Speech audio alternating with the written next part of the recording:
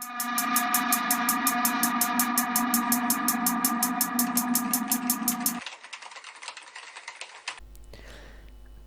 Welcome back. Guys, आज हम सीखने वाले हैं वर्चुअलाइजेशन को। इस टेक्नोलॉजी में हम बहुत कुछ सीखने वाले हैं। आपने बहुत सुना होगा कि मल्टीपल कंप्यूटर्स को कैसे हम बना के चला रहे होते हैं एक ही मशीन के ऊपर। तो आज हम इस वर्चुअलाइजेशन की टेक्नोलॉजी हम ये सीखेंगे कि किस तरह से हम एक फ़िज़िकल मशीन के ऊपर मल्टीपल मशीन्स को बना सकते हैं। तो इसके लिए मैंने क्या किया है कि मैंने नोट्स बनाए हुए हैं, और इन नोट्स की मदद से हम क्या करेंगे कि अपनी वर्चुअलाइजेशन की जो सीरीज़ है उसको कंटिन्यू करेंगे। तो फटाफट से टाइम को वेस्ट किए बिना मैं इस पीडीएफ को ओपन कर लेता हूँ, और फिर इस पीडीएफ की मदद से हम देखते हैं कि हम वर्चुअलाइजेशन को कैसे आगे लेके चलेंगे। ओके, तो मैं इसको रोटेट कर लेता हूँ। ओके, तो सबसे पहले यहाँ पर क्या है कि ये जो पीडीएफ है ये मैं क्या कर दूँगा कि नीचे डिस्क्रिप्शन लिंक में मैं डाल दूँगा। तो यहाँ पर क्या है कि सबसे पहले हम मतलब जिस चीज़ सीखने वाले हैं वो है वर्चुअलाइजेशन, ठीक है। और व्हाट इज़ वर्चुअलाइजेशन? अब वर्चुअलाइजेशन होती क्या है?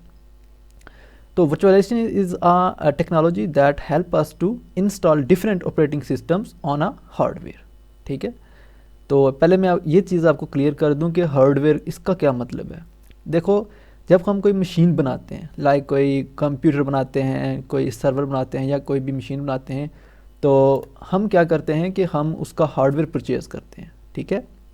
मतलब उसका हम देखते हैं कि सीपीयू क्या होगा, उसकी हम देखते हैं रैम क्या होगी, उसकी हम देखते हैं हार्ड ड्राइव या स्टोरेज क्या होगी, उसमें हम देखते हैं कि एनआईसी कार्ड यानी नेटवर्क कार्ड जो होगा वो क्या होगा, और डीवीडी रोम वगैरह इस तरह की चीज़ें। तो ये जब चीज़ें जब सारी हम मिला के लेते हैं तो क्या होता है कि हमारे पास एक सिस्टम बिल्ड होता है, ठीक है। हमारे पास एक मशीन बिल्ड होती है, ठीक है। वो लाइक कंप्यूटर हो सकता है, वो सर्वर हो सकता है, ठीक है। तो क्या होता है कि virtualization is a technology that help us to install different operating system. तो हम क्या करते हैं कि एक ही मशीन के ऊपर, लाइक अगर हमारे पास एक कंप्यूटर है या कोई भी एक सर्वर है, कोई एक मशीन है, तो हम उस एक ही मशीन के ऊपर मल्टीपल ऑपरेटिंग सिस्टम को चला सकते हैं, ठीक है। अब ऐसा नहीं है कि सिर्फ मतलब विंडोज़ की जो ऑपरेटिंग सिस्टम है सिर्फ हम उसी को चला सकते हैं, लिनक्स को नहीं चला सकते, या कोई और नेटवर्किंग सिमुलेशन की का कोई सॉफ्टवेयर है, ठीक है, तो वो नहीं चला सकते। तो हम इस पर हर तरह की वर्चुअलाइजेशन कर सकते हैं, ठीक है। तो वर्चुअलाइजेशन का मैं कंसेप्ट थोड़ा और क्लियर कर देता हूँ। तो मैं यहाँ पर अपना ये ओपन कर लेता हूँ वाइट बोर्ड, ठीक है। तो होता क्या कि आपके पास ना मतलब एक फ़िज़िकल मशीन है, ठीक है।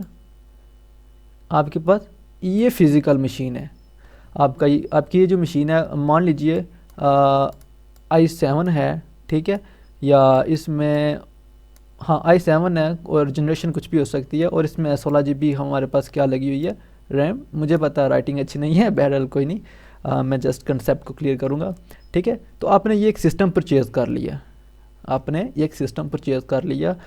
i7 16 GB रैम के साथ, और इसमें बाकी भी एनएससी कार्ड वगैरह और ड्राइव्स वगैरह लगी हुई हैं। अब होता क्या है कि ये तो एक आपके पास मशीन है, और अगर आप चाहते हैं कि मैं इसके ऊपर विंडोज़ की ऑपरेटिंग सिस्टम को चलाऊं, लिनक्स की ऑपरेटिंग सिस्टम को चलाऊं, तो क्या होगा? तो ये उसी का नाम वर्चुअलाइजेशन है। तो हम क्या करते हैं, उस मशीन के अंदर अपनी वर्चुअल मशीन बनाते हैं, ठीक है। एक मशीन यहाँ पर बना ली, ठीक है, उसके अंदर एक और 2 मशीन हमने बना ली, ठीक है। तो हम क्या करेंगे, मान लो हमने इसको 4 GB रैम देनी है, तो ये 4 GB रैम कहाँ से लेगा? फिज़िकल से लेगा, ठीक है। और 4 GB इसको भी देनी है, तो ये भी कहाँ से लेगा? फिज़िकल से लेगा।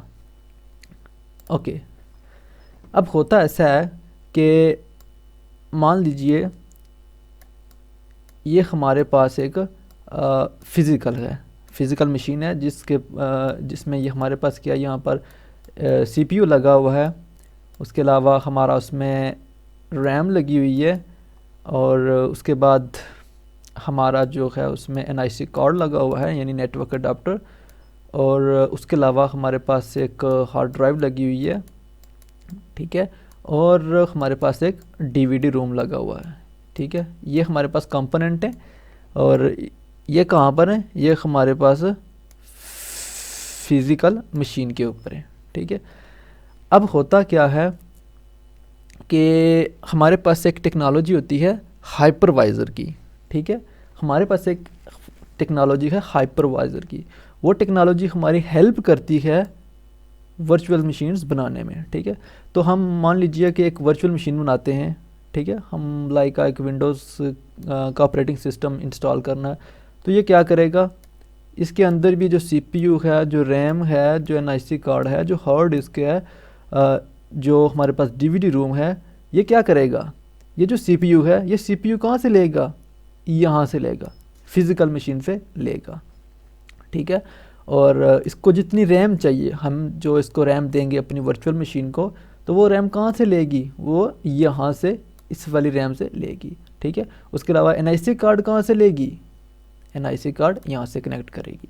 और अगर हम मतलब इसको जो हम देने वाले हैं स्टोरेज या स्पेस देने वाले हैं, मतलब कुछ भी कितनी भी जीबी की हो सकती है, तो वो ये कहाँ से लेगी, वो यहाँ से लेगी। और डीवीडी अपना कहाँ से कनेक्ट करेगी, यहाँ से। तो दोस्तों आप देख रहे हैं कि एक फ़िज़िकल मशीन के ऊपर ये बेस कर रही है। ठीक है, और इसको अपर लेयर भी कहते हैं। ठीक है, इसको अपर लेयर भी कहते हैं। ठीक है, तो ये इस तरह से एक हमारी वर्चुअल मशीन बन गई।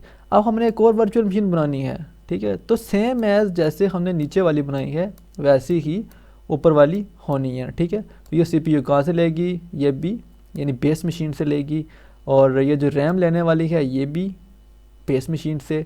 इसके अलावा एनआईसी कार्ड और हमारी जो हार्ड ड्राइव है और डीवीडी रूम है, तो ये सारी की सारी मशीन्स जो है हमारी वर्चुअल मशीन वो बेस करेंगी हमारी फिज़िकल मशीन के ऊपर। ओके, तो मैं ज़रा वापस आता हूँ। तो यहाँ पर हमने देख लिया कि वर्चुअलाइजेशन क्या होती है। ठीक है, अब एक वहीं यहाँ पर मैं बात बताता चलूँ आपको कि ऐसा नहीं है कि वर्चुअलाइजेशन आप सिर्फ विंडोज़ की, लिनक्स की कुछ कर सकते हैं। आप कोई नेटवर्क सिमुलेशन को सॉफ्टवेयर आप उसकी वर्चुअलाइजेशन कर सकते हैं, आप स्टोरेज की वर्चुअलाइजेशन कर सकते हैं, आप नेटवर्किंग की वर्चुअलाइजेशन कर सकते हैं।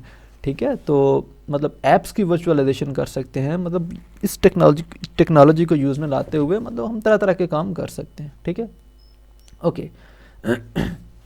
अब देखते हैं हम अंडरस्टैंडिंग ऑफ हाइपरवाइज़र। जैसा कि मैंने आपको बताया हाइपरवाइज़र का कि हमारे पास हाइपरवाइज़र एक टेक्नोलॉजी होती है और ये हमारी जो फिज़िकल मशीन होती है उसके अंदर होती है।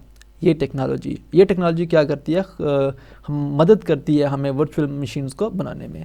ठीक है, hypervisor is a thin software layer that intercepts operating system calls to the hardware. मतलब वही कि हार्डवेयर के ऊपर से ये क्या करती है कि डिफरेंट वर्चुअल मशीन्स हमें बनाने में मदद करती है।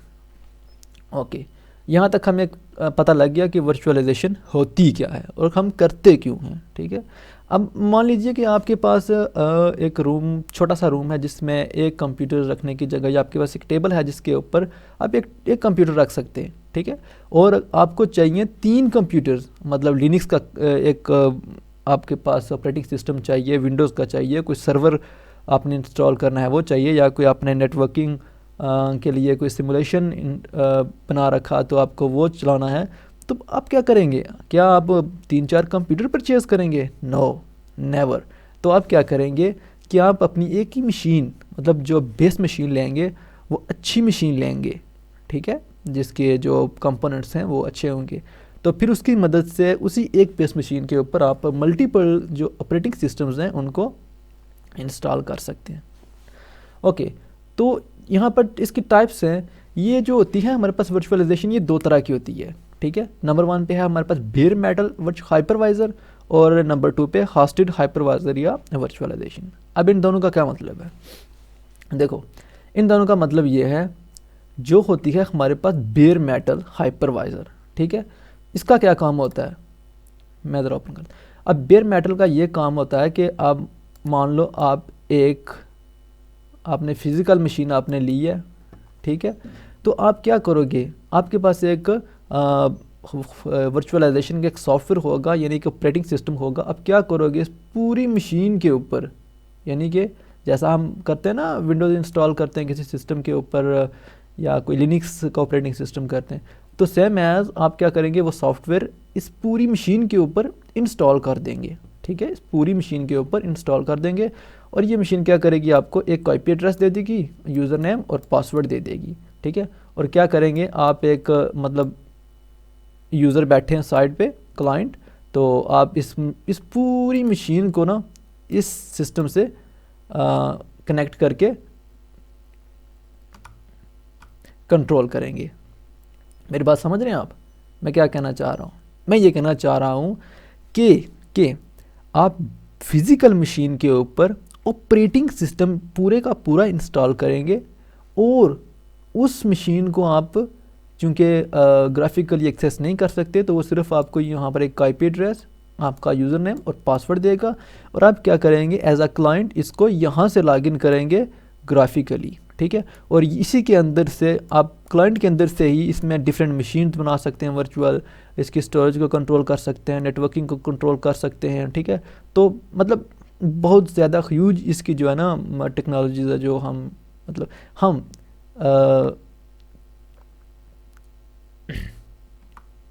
हम जो सीखने वाले हैं। तो अब होता क्या है कि ये तो था हमारे पास बेयर मेटल। ठीक है, ये हो गया हमारे पास बेयर मेटल। अब जो अगर दूसरा कंसेप्ट था वो था हमारे पास होस्टेड हाइपरवाइज़र। ठीक है, ये क्या हमारे पास होस्टेड हाइपरवाइज़र।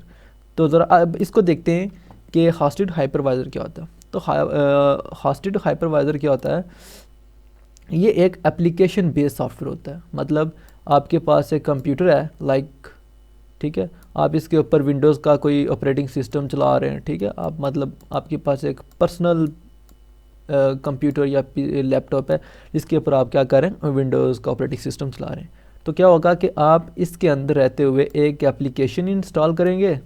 ठीक है, वर्क स्टेशन या VMware की सिंपल, और फिर इस एप्लीकेशन के अंदर रहते हुए डिफरेंट मशीन्स बना सकते हैं और इसी कंप्यूटर से एक्सेस करके उनको कंट्रोल कर सकते हैं। ठीक है, तो इस केस में क्या है कि आपको एक क्लाइंट की ज़रूरत नहीं है, मतलब एक एक्स्ट्रा कंप्यूटर या लैपटॉप की ज़रूरत नहीं है। लेकिन जो हमारे पास था बेयर मेटल में क्या था कि आप फिज़िकल मशीन को तो वर्चुअलाइज कर देते थे, लेकिन आपको चाहिए थी एक ऐसी मशीन, ऐसा लैपटॉप, ऐसा कंप्यूटर जो कि क्लाइंट अलग से बैठ के इसको कंट्रोल करे। ठीक, तो ये थी हमारे पास दो टेक्नोलॉजीज़ हाइपरवाइज़र की। ठीक है, तो जो हम इस कोर्स में यूज़ करने वाले हैं वो है होस्टेड हाइपरवाइज़र। तो हम आगे चल के मज़ीद इस पर बात करेंगे। बेयर मेटल पे अभी बात नहीं करेंगे क्योंकि वो बहुत ज़्यादा लेंथी कोर्स है, तो उस बारे में भी बात करेंगे। उसकी सीरीज़ भी मैं जल्दी लेकर आऊँगा, तो बस आप दोस्तों की सपोर्ट की ज़रूरत है। ठीक है, और उसके बाद अब हम देख लेते हैं इसके कुछ प्रोज और कौन देख लेते हैं वो क्या होते हैं। ठीक है, तो सबसे पहले जो इसके प्रोज हैं वो ये है कि डिज़ास्टर रिकवरी। ठीक है, तो फॉर एग्जांपल अगर आपकी कोई एक मशीन गड़बड़ कर जाती है, आपकी एक मशीन ख़राब हो जाती है वर्चुअल मशीन, तो ऐसा नहीं है कि अलग से एक ऑपरेटिंग सिस्टम के ऊपर आप टाइम वेस्ट करेंगे और बहुत ज़्यादा टाइम लगा के उसको मशीन को दोबारा ठीक करेंगे। तो इसमें क्या होता है कि चूँकि ये होता है सारा वर्चुअली सिस्टम, तो इसके अंदर रहते हुए आप उसकी जो रिकवरी है वो जल्दी ठीक कर लेते हैं। ठीक है, उसके बाद हमारे पास सेव एनर्जी। ठीक है, अब होता है ये कि अगर आपके पास मान लो 20 कंप्यूटर लगे हैं, ठीक है, तो जब वो 20 कंप्यूटर्स चलेंगे आपके पास या 20 सर्वर चलेंगे आपके पास, तो आपकी जो एनर्जी है, जो लाइट की, जो बिजली की, वो तो बहुत ज़्यादा कंज्यूम होगी। ठीक है, तो वर्चुअलाइजेशन के कंसेप्ट में क्या होता है कि आपकी जो एनर्जी होती है वो सेव हो जाती है, क्योंकि आप एक ही कंप्यूटर के ऊपर सारी मशीन को कंट्रोल कर रहे होते हैं। उसके बाद है डिप्लॉइंग सर्वर्स टू फास्ट। ठीक है, इसमें जो सर्वर्स होते हैं वो बहुत ज़्यादा तेज़ी से हम डिप्लॉय कर सकते हैं। ठीक है, इसका क्या मतलब है? इसका ये मतलब है कि मान लो आपके पास एक ऑपरेटिंग सिस्टम है और आप चाहते हैं कि आप दूसरे सिस्टम्स के ऊपर भी वो ऑपरेटिंग सिस्टम इंस्टॉल करें, तो आप क्या करेंगे, दूसरे सिस्टम के ऊपर जाकर वो उसकी जो ऑपरेटिंग सिस्टम है वो इंस्टॉल करेंगे उस हार्डवेयर के ऊपर। फिर आपको मतलब काफ़ी टाइम लग जाता है और काफ़ी जो टाइम है ना वो कंज्यूम हो जाता है। तो वर्चुअलाइजेशन के कंसेप्ट में ये होता है कि आप उसी मतलब आपके पास एक मशीन है तो उसी को आप क्या कर लोगे, क्लोन कर लोगे। ये कंसेप्ट हम आगे देखेंगे चलकर कि कैसे करते हैं। उसके बाद है testing and setting up lab environment, ठीक है। तो ये सबसे ज़्यादा जो मुझे चीज़ पसंद आई है वो यही है कि testing and setting up lab environment, मतलब आप कोई लैब कर रहे हैं, आप कोई टेस्ट कर रहे हैं वर्चुअल मशीन्स को या किसी ओएस को, ठीक है। तो क्या कर सकते हैं, आप एक वर्चुअल मशीन बना के उसके ऊपर टेस्टिंग कर सकते हैं। आपको किसी चीज़ की टेंशन नहीं है कि कोई चीज़ गड़बड़ कर जाएगी, ख़राब हो जाएगी या कुछ भी इस तरह सेंसिटिव केस नहीं होता, तो आप ये चीज़ें आसानी से कर लेते हो। अच्छा, उसके बाद है shifting all your local infrastructure to cloud in a day, ठीक है। अब इसका क्या मतलब है, इसका ये मतलब है कि मान लो अगर आपके पास 20 कंप्यूटर लगे हुए हैं, 20 सर्वर्स लगे हुए हैं, ठीक है, और एक दिन ऐसा आता है कि आपकी कंपनी कहती है कि हमें ये सारा का सारा जो इंफ्रास्ट्रक्चर है, मतलब जितना भी सिस्टम्स आपके पास जो लगा हुआ है, उसको क्या करना है, क्लाउड के ऊपर शिफ्ट करना है। तो अब आप खुद सोचें कि 20 हमारे पास अगर सर्वर्स लगे हैं तो उनको एक दिन में क्लाउड के ऊपर शिफ्ट नहीं कर सकते, इट इज़ नॉट पॉसिबल, ठीक है, तो नहीं कर सकते हम। तो अगर आपके पास जितनी भी मशीन हैं, जितने भी सर्वर्स हैं, वो वर्चुअली हैं, ठीक है, वो वर्चुअली बने हुए हैं, तो आप क्या कर सकते हैं, एक ही दिन में ये पूरे का पूरा इंफ्रास्ट्रक्चर जो है वो क्लाउड के ऊपर शिफ्ट कर सकते हैं, ठीक है। ये तो इसका बहुत बड़ा फ़ायदा। अच्छा, इसके कुछ कॉन्स देखते हैं, ठीक है, वो क्या होता है। इसमें पहला ये है कि एक्स्ट्रा कास्ट। इसका मतलब है कि अगर आप कोई एक मशीन बनवा रहे हैं, एक मशीन ले रहे हैं, ठीक है, वर्चुअलाइजेशन के लिए, तो जाहिर सी बात है कि आपके पास अगर पुराने कंप्यूटर्स लगे हुए हैं, आपके पास पुरानी मशीन लगी हुई हैं जो Core i3 Core i5 लगी हुई हैं, या इस तरह की 4 GB रैम या इस तरह की छोटी मशीन लगी हुई हैं, तो ज़ाहिर है उनके ऊपर तो वर्चुअलाइजेशन नहीं हो सकती। तो आपको क्या होगा कि आपको ना एक मशीन बनवानी पड़ेगी, एक बड़ी मशीन बनवानी पड़ेगी जिसके अंदर 16 GB 32 GB रैम हो, ठीक है, जिसके अंदर 1 TB मान लो स्टोरेज हो या इस तरह का, और Core i7 या Core i9 या कुछ भी हमारे पास कोर हो, कुछ भी जनरेशन हो, तो मतलब एक ठीक ठाक हमें सिस्टम बनवाना पड़ेगा, एक ठीक ठाक मशीन बनवानी पड़ेगी। तो जाहिर सी बात है कि जब हम एक हाई मशीन को बनवाएंगे तो उसके ऊपर तो कॉस्ट तो आएगी। उसके बाद है सॉफ्टवेयर लाइसेंसिंग। इसका क्या मतलब है कि ये जो होता है ना सॉफ्टवेयर VMware का, ठीक है, VMware का ये कंपनी है VMware जो वर्चुअलाइजेशन को हैंडल करती है, ठीक है। तो होता क्या है कि उनसे फिर लाइसेंस लेना पड़ता है और फिर उनको बहुत सारे पैसे पे करने पड़ते हैं, ठीक है। और उसके बाद जो तीसरा इसका कौन है वो है हमारे पास लर्न द न्यू इंफ्रास्ट्रक्चर, ठीक है। अब मान लो कि अगर आपके पास ना मतलब 20 कंप्यूटर्स लगे हुए और आपने एक सपोर्ट इंजीनियर रखा हुआ, तो वो मतलब उन 20 कंप्यूटर्स को मैनेज कर रहा है, ठीक है। तो वो क्या करेगा कि जब आप एक वर्चुअलाइजेशन के चक्कर में होंगे, आप अपने पूरे इंफ्रास्ट्रक्चर को वर्चुअली कर देंगे, तो क्या होगा कि आपको ना ये टेक्नोलॉजी सीखनी पड़ेगी, ठीक है, इस पूरी टेक्नोलॉजी को, इस पूरे इंफ्रास्ट्रक्चर को सीखना पड़ेगा, ठीक है। तो ये थे इसके कुछ प्रोज और कॉन्स। अब हम आगे बढ़ते हैं और देखते हैं कि नेक्स्ट क्या। तो आगे है हमारे पास VMware वर्कस्टेशन, ठीक है। अब मैंने जैसे आपको बताया था कि हमारे पास 2 टाइप्स होती हैं वर्चुअलाइजेशन की, एक बेयर मेटल और एक हॉस्टेड हाइपरवाइज़र। तो हमने बात की थी कि हम हॉस्टेड हाइपरवाइज़र पे काम करेंगे, ठीक है, हम उसको सीखेंगे। तो उसके लिए हम यूज़ करने वाले हैं यहाँ पर हम VMware वर्कस्टेशन। ये हमारे पास एक सॉफ्टवेयर होगा जिसकी मदद से हम इस सॉफ्टवेयर को हम अपने मशीन के ऊपर इंस्टॉल करेंगे और फिर सॉफ्टवेयर की मदद से हम अपनी मशीन्स को बना सकेंगे। तो यहाँ पर सिंपल क्या है कि इसकी इंस्टॉलेशन देखेंगे स्टेप 1 पे, ठीक है। तो हम इसकी इंस्टॉलेशन और डाउनलोडिंग, मतलब इस सॉफ्टवेयर को डाउनलोड करेंगे और फिर इंस्टॉल करेंगे। तो स्टेप 1 में हम क्या होगा हमारा कि हम इसको डाउनलोड करेंगे कहाँ से, VMware की वेबसाइट से। तो आपने करना कुछ नहीं है, फटाफट से बस अपने क्रोम ब्राउज़र पे आ जाना है, और क्रोम ब्राउज़र पे आने के बाद आपने क्या करना है, जस्ट यहाँ पर टाइप करना है www.vmware.com, ठीक है। आपने VMware की जो वेबसाइट है उसके ऊपर आ जाना है, ओके। तो VMware की वेबसाइट के ऊपर हम आ गए। तो सबसे पहले आपने क्या करना है कि यहाँ पर आपको एक ऑप्शन मिलेगा वर्क स्पेस का, ठीक है। आप वर्क स्पेस के ऊपर जब माउस को हावर करेंगे ना, तो ये तब भी आ जाएंगे हमारे पास ऑप्शंस, और अगर इस पर ऊपर क्लिक करेंगे तो तब भी ऑप्शंस आ जाएंगे, ठीक है। तो होवर मैंने किया तो यहाँ पर आपको वर्क स्टेशन प्लेयर, यहाँ पर वर्क स्टेशन प्लेयर के ऑप्शन मिलेगा, आपने इसके ऊपर क्लिक करना है। और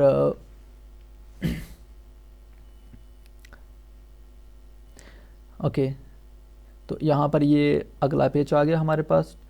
तो यहाँ पर आपको एक ऑप्शन मिलेगा डाउनलोड फॉर फ्री। ठीक है, तो हमें कुछ पे नहीं करना, हम मतलब एक बहुत बड़ी कंपनी को नहीं यहाँ पर चला रहे जिसके लिए हम पे करें। तो हमें क्या चाहिए, फ्री वर्जन चाहिए। तो डाउनलोड फॉर फ्री पे क्लिक करना है। ओके, तो हमारे पास ये पेज ओपन हो गया और यहाँ पर आप देखेंगे, यहाँ पर सिलेक्ट वर्जन, आपने कोई भी सा वर्जन सेलेक्ट कर लेना है। 16 चूँकि लेटेस्ट अभी जो चल रहा है वो 16 चल रहा है, आपने इसी को बेशक। हाँ, यहाँ पर मैं एक बात बताऊँ कि जिन लोगों के पास ना जो कोर में मशीन है, कोर में like core i3 core i5 something, तो वो तो 16 डाउनलोड करें। लेकिन कुछ लोगों के पास अगर कोर टू ड्यू इस तरह का कोई सिस्टम है, या कोई सिस्टम कोर टू ड्यू या इससे बिलो, ठीक है, तो उस पर ये काम नहीं करेगा। उसके लिए फिर आप या तो 14 डाउनलोड कर लें, या फिर इससे नीचे भी वर्जन आते हैं 12, 11, 10, 18, तो या फिर वो डाउनलोड कर लें। ठीक है, लेकिन लेटेस्ट जो चल रहा है वो 16 चल रहा है। तो आपने यहाँ से क्या करना है, सिंपली गो टू डाउनलोड के ऊपर क्लिक करना है। ओके, तो यहाँ पर ये आ गया हमारा पेज, मतलब अगला पेज आ गया। तो उसके बाद यहाँ से क्या करना है, आपने डाउनलोड नाउ के ऊपर क्लिक करना है। ठीक है, तो आपकी जो डाउनलोडिंग है वो स्टार्ट हो जाएगी। लेकिन चूंकि मैं इसको डाउनलोड नहीं कर रहा, क्योंकि मेरे पास ऑलरेडी से डाउनलोडेड है और मैं यूज़ भी जो वर्जन है वो 12 यूज़ कर रहा हूँ। ठीक है, तो मैं इसको क्लोज़ कर रहा हूँ अपने ब्राउज़र को, और ये मेरे पास PDF ओपन पड़ी है। ओके, तो मेरे पास ये जो VMware का ना सॉफ्टवेयर पहले से यहाँ पर डाउनलोड है। मैं इसको क्या कर लूँगा, यहाँ पर एक्सट्रैक्ट कर लूँगा, और आपने भी एक्सट्रैक्ट कर लेना है। ओके, एक्सट्रैक्ट करने के बाद सिंपल फोल्डर्स को ओपन करना है, और जो हमारा सेटअप है उसको ओपन करते हैं। ठीक है, तो मैं जो यूज़ कर रहा हूँ वो है वर्कस्टेशन 12 प्रो, और मैं ये यूज़ क्यों कर रहा हूँ, बिकॉज़ मेरे पास मशीन है वो है कोर टू ड्यू, तो जिस वजह से 16 जो है वो इस मशीन के ऊपर सपोर्ट नहीं करता। चूँकि जो ये सिस्टम्स है ना, इनमें स्लैट का ऑप्शन है ना वो मौजूद नहीं है, जिस वजह से वो सपोर्ट नहीं करता वर्जन। ठीक है, तो नेक्स्ट करना है, यहाँ पर से एक्सेप्ट कर लेना है। ठीक है, और यहाँ पर आपने इसको चेक कर लेना है एनहेंस्ड कीबोर्ड ड्राइवर्स को। ठीक है, नेक्स्ट करना है, नेक्स्ट करना है, नेक्स्ट करना है, और इंस्टॉल कर देना है। ठीक है, तो यहाँ पर आपने वेट करना है इसके इंस्टॉलेशन तक।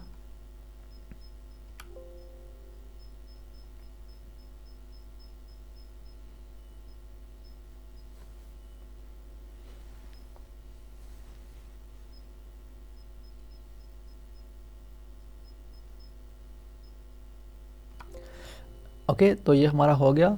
तो इस केस में, ये लाइसेंस के केस में आप मुझसे सियाने होंगे, आपने अगर आपके पास कुछ है तो वो आप पुट कर सकते हैं। ठीक है, वरना आप फिनिश कर दें। ओके, तो हमारा जो सॉफ्टवेयर था वो तो इंस्टॉल हो गया, यहाँ पर वर्क स्टेशन तो हो गया इंस्टॉल। अब PDF के मुताबिक हमने डाउनलोड कर लिया, इंस्टॉल भी कर लिया। अब स्टेप 2 में क्या करना है, हमने अपनी वर्चुअलाइजेशन को इनेबल करना है फिजिकल सिस्टम के ऊपर। ठीक है, तो आपने क्या करना है, राइट क्लिक करना है टास्क बार पे, टास्क मैनेजर को ओपन कर लेना है।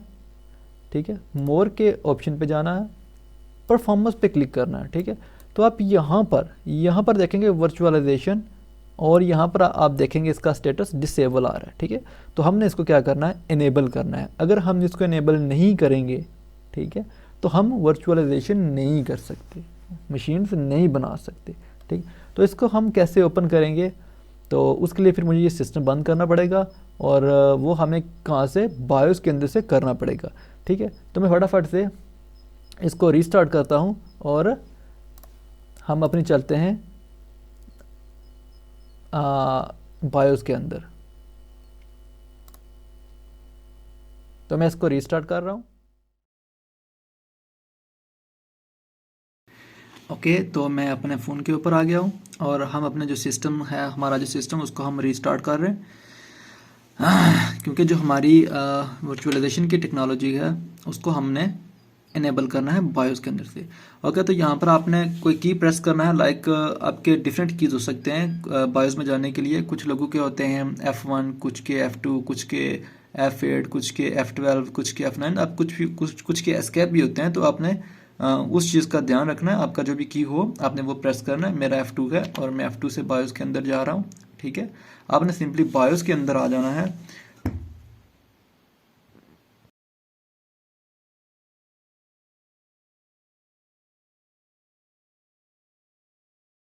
ओके, तो हम यहाँ पर आ गए। तो यहाँ पर क्या करना है आपने, ये नीचे आपको ऑप्शन मिलेगा एक परफॉर्मेंस का। ठीक है, आप किसी भी सिस्टम के अंदर है ना, तो आपको एक परफॉर्मेंस का ऑप्शन मिलेगा, आपने उसके ऊपर एंटर करना है।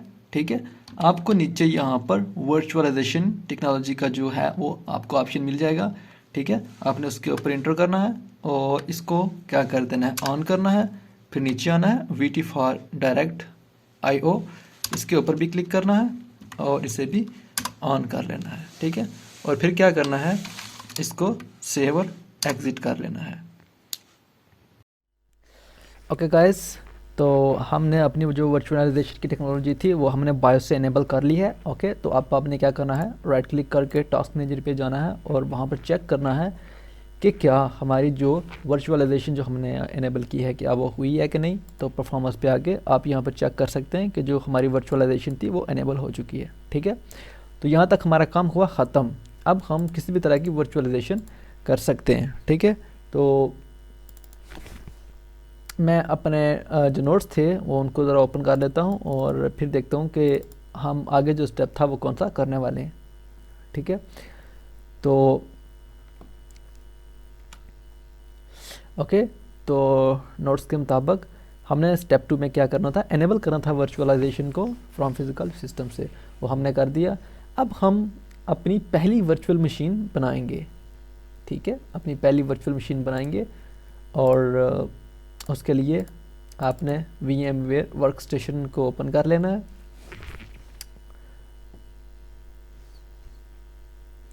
ओके, तो ये हमारा कुछ इस तरह का इंटरफेस आ जाएगा VMware वर्कस्टेशन का।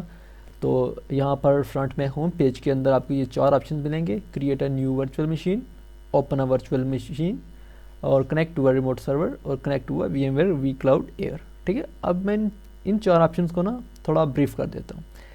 हमारे पास जो ये पहला ऑप्शन है create a new virtual machine, ये होता है एक्चुअल में एक नई मशीन बनाने के लिए।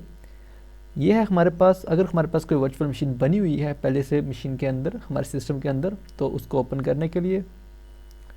तीसरा ऑप्शन है हमारे पास कनेक्ट हुआ रिमोट सर्वर। आपके पास मान लो एक और आपके पास लाइक मैं आपको ब्रीफ करता हूँ, मान लो आपके पास एक और PC है यहाँ पर। ठीक है, और उसके अंदर भी आपने ये VMware इंस्टॉल कर रखा है और आपके पास यहाँ पर एक और PC भी है या एक और सर्वर भी है जहाँ पर आपने ये VMware को इंस्टॉल कर रखा है। ठीक है, तो आप क्या कर सकते हो, यानी इस वाली मशीन को यहाँ पर कनेक्ट करवा सकते हो, मतलब इस वाले वर्क स्टेशन को यहाँ पर कनेक्ट करवा सकते हो। ठीक है, तो ये होता है हमारे पास कनेक्ट हुआ रिमोट सर्वर।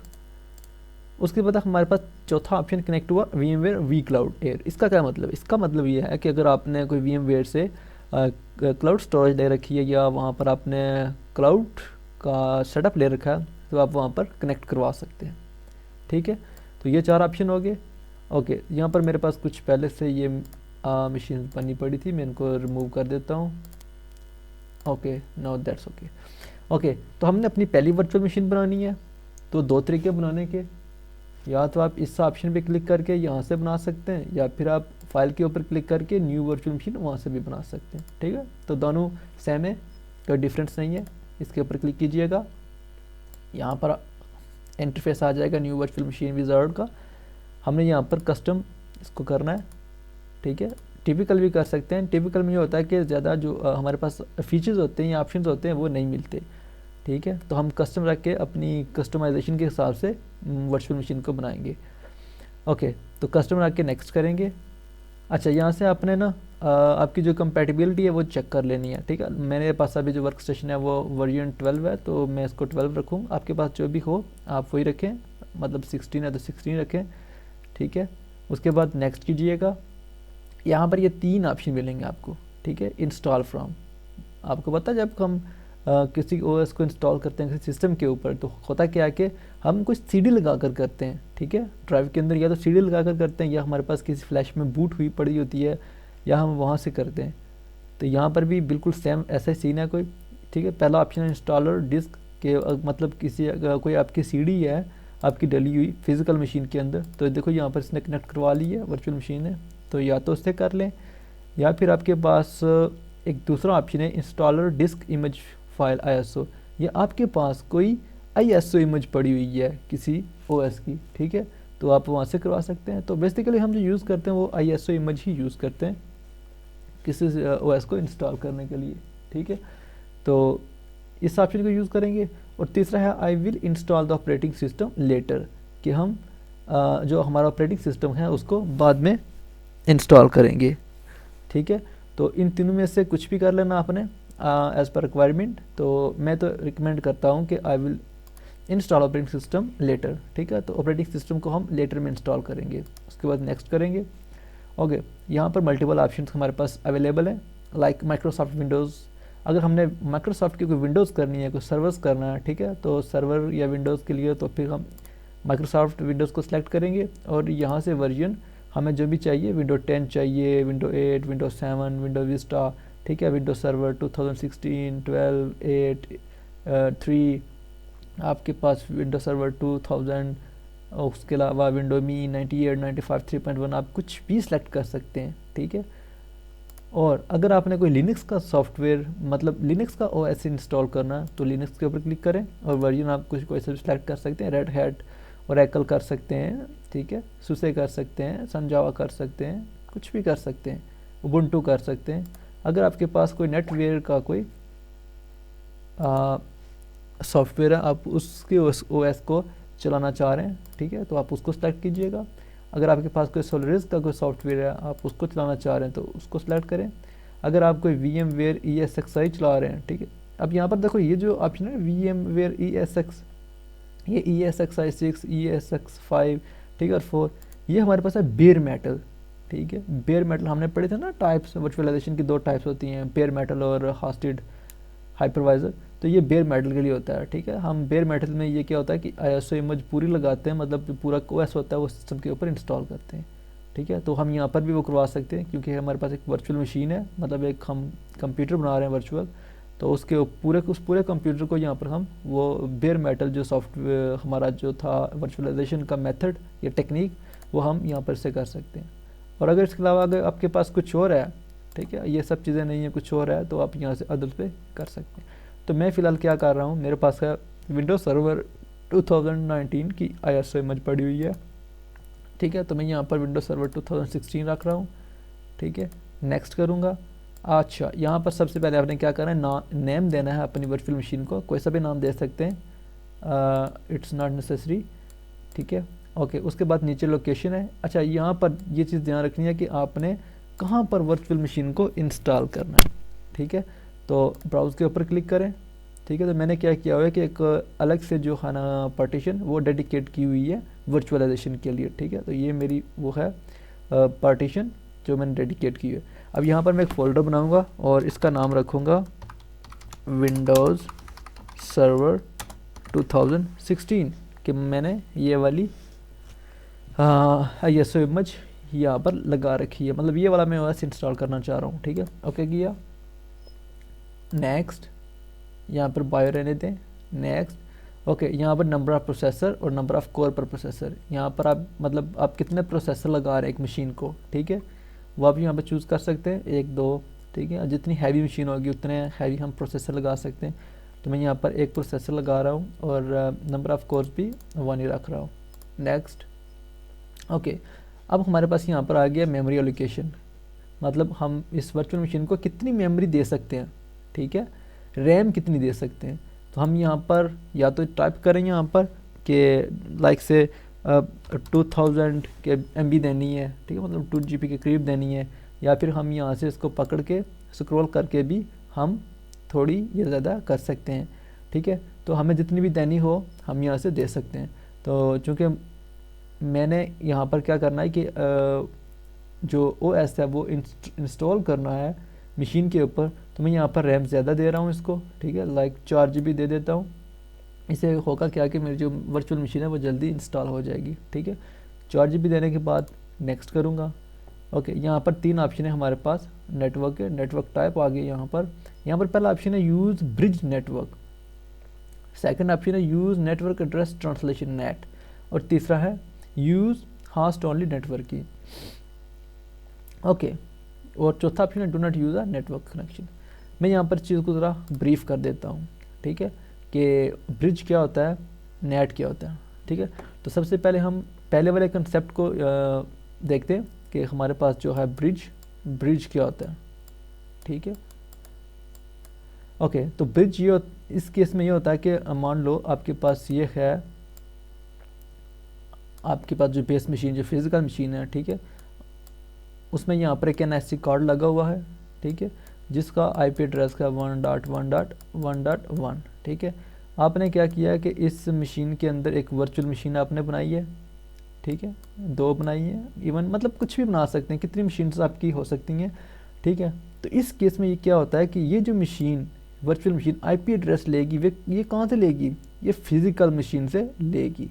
किस केस में, ये ब्रिज के केस में।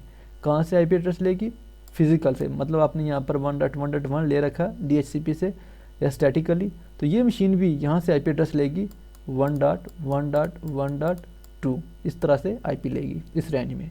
और ये वाली जो मशीन है ये भी कहाँ से आईपी लेगी, फिजिकल मशीन से, ठीक है।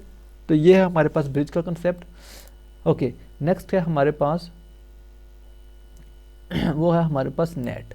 अब नेट क्या होता है, नेट होता है हमारे पास नेटवर्क एड्रेस ट्रांसलेशन, ठीक है।